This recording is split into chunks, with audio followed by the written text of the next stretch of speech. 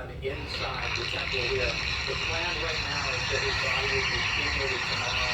Then there will be a funeral only for the family. Mary Bruce, thank you. And Steve, Thank you much for your glasses. Any questions?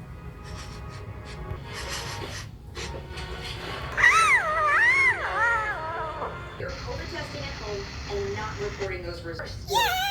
71 million Americans. But also these new variants have a growth advantage. And so what it means is that even if you had a Yeah, yeah, yeah.